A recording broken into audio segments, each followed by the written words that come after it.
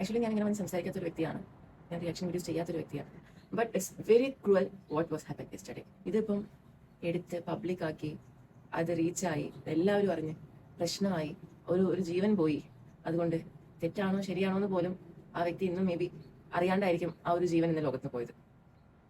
Social മീഡിയയിൽ വന്ന് ഈ ഒരു പെൺകുട്ടി അതും ഇത്രയും കാണിക്കുമ്പോൾ നമ്മുടെ സോഷ്യൽ മീഡിയയിലുള്ള മിക്ക ആൾക്കാരും ഇതിനെ റിയാക്ട് ചെയ്യാം.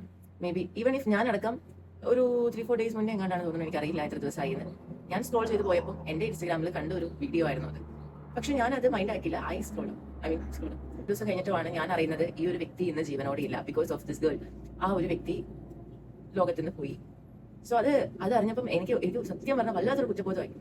This is life. Social media is not a thing to judge you. Social media is nothing.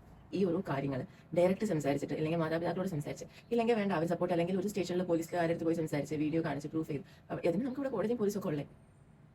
എന്നിട്ടും നമുക്ക് പറ്റാത്ത ഒരു കാര്യം നമുക്ക് വേണം. എന്നിട്ടും അവർ അക്സെപ്റ്റ് ചെയ്തില്ലെങ്കിൽ നമുക്ക് ഈ പറഞ്ഞ പോലെ ഒരു സോഷ്യൽ മീഡിയയിൽ എടുത്തിട്ട് ഓക്കെ നിങ്ങൾ നാട്ടുകാർ തീരുമാനിക്കും എന്ന് പറഞ്ഞ് നമുക്ക് കൊടുക്കാം.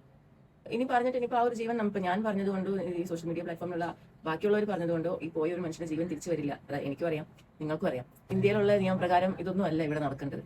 ഈവൻ ഇപ്പോൾ നിങ്ങൾ നമ്മുടെ സോഷ്യൽ മീഡിയയിലുള്ള ഞാനടക്കം നമ്മളെല്ലാവരും ഓക്കെ അയാളൊരു കുറ്റവാളിയാണ്, അല്ലെങ്കിൽ ആ പെണ്ണൊരു കുറ്റവാളിയാണെന്ന് പറയാൻ പോലും നമുക്കിവിടെ അധികാരമില്ല. അത് ഞാൻ എവിടെ വായിച്ചതാണ്, IPC സെക്ഷൻ ഏതാണെന്നൊന്നും എനിക്കറിയില്ല. പക്ഷെ അതിൽ പറഞ്ഞിട്ടുണ്ട് നമുക്ക് ഒരാളെ ഒരിക്കലും നിയമപ്രകാരം അല്ലാതെ കുറ്റവാളി എന്ന് പറയാൻ പറ്റില്ല. സോ അത് നിങ്ങൾ ഈ വീഡിയോ എടുത്ത് പബ്ലിക്കാക്കി ബാക്കി നാട്ടുകാർ തീരുമാനിക്കട്ടെ എന്ന് പറയാൻ വേണ്ടിയിട്ട് നാട്ടുകാരല്ല, ജഡ്ജിയും ഈ പറയുന്ന പോലെ കോടതിയും പോലീസും വന്നു. സോ ആ ഒരു വീഡിയോയിൽ പക്ഷെ വ്യക്തമായി കാണിക്കുന്നത് ഈ ഒരു പെൺകുട്ടി പോയി നിന്ന് ടച്ച് ചെയ്യുന്നതാണ്.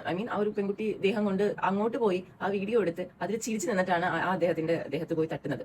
അത് എനിക്ക് ആ വീഡിയോയിൽ ഫീൽ ആയത് ആൾ കൈയെടുത്ത് മാറ്റിയതാണ്. സോ ഇപ്പൊ നമ്മളൊരു ബസ്സിലാവുമ്പോൾ അങ്ങോട്ടും ഇങ്ങോട്ടും തട്ടും മുട്ടൊക്കെ ഉണ്ടാവും. അത് ഈ ഒരു പെൺകുട്ടിക്ക് മാത്രമല്ല, ഈ ലോകത്തുള്ള മിക്ക പെൺകുട്ടികൾക്കും, പ്രത്യേകിച്ച് നമ്മുടെ ഇന്ത്യയിലാണെങ്കിലും മിക്ക പെൺകുട്ടികൾക്കും നടക്കുന്ന ഒരു സംഭവമാണ്. ബസ്സിൽ നിന്ന് ബസ് ചെരിയുമ്പോഴോ തിരിയുമ്പോഴോ ബ്രേക്ക് ഇടുമ്പോഴോ എന്താണെങ്കിലും വീഡിയോ എടുത്ത് പബ്ലിക്കാക്കി നാട്ടുകാരെ സോഷ്യൽ മീഡിയ ലോകം മൊത്തം അറിയിച്ച് എന്ത് കിട്ടിയെന്ന് വെച്ച് കഴിഞ്ഞാൽ മേ ബി ഒരു കണ്ടന്റായി വൈറലായി, അതിന് കുറെ ലൈക്സ് കിട്ടി, കുറെ കമന്റ്സ് കിട്ടി.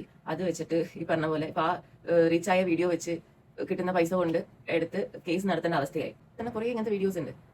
ഒരാൾ നോക്കുന്നു, അല്ലെങ്കിൽ ഒരാൾ അറിയാണ്ട് തട്ടുന്നു, അറിഞ്ഞ് തട്ടുന്നതായിക്കോട്ടെ അറിയാണ്ട് തട്ടുന്നതായിക്കോട്ടെ, അത് ഫോൺ എടുത്ത് വെച്ച് വീഡിയോ കാണിക്കാൻ നിൽക്കുന്ന സമയത്താണ് ഇത് പോകുന്നത് ചെന്നെത്തുന്നതെന്ന് എനിക്കറിയില്ല.